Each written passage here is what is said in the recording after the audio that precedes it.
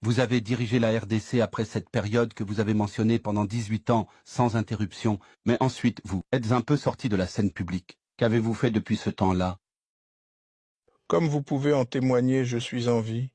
Donc je suis en vie. Oui, 18 ans, c'est une longue période. Dans la vie d'une nation, cela pourrait être une courte période.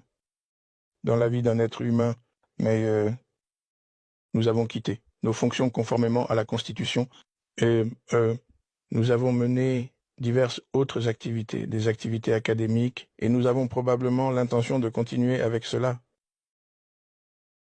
Mais si la situation continue comme elle est chez nous, alors nous devrons certainement s'assurer que le Congo ne sombre pas et que nous sommes aussi là pour assister en tant que mission, pour faire exactement ce que nous pensons qu'il faut faire pour que cette situation ne s'aggrave pas, ce qui est essentiellement ce qui se passe aussi. Oui, monsieur. Des activités académiques?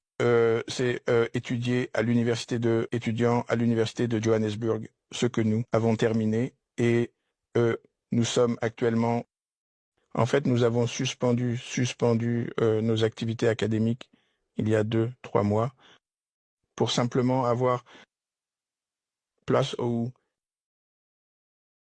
donner plus de temps et d'attention à la situation chez nous. Donc nous avons suspendu cela pendant un certain temps.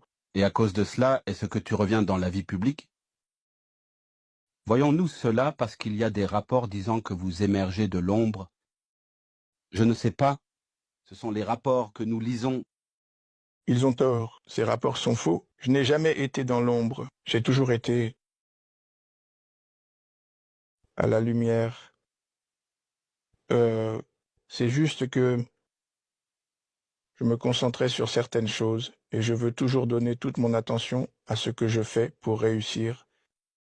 Vous pouvez effectuer plusieurs tâches à la fois, mais lorsque vous êtes confronté à des problèmes très graves, le multitâche n'est pas envisageable. Et là, nous avons affaire à des problèmes très sérieux, enfin, académiquement.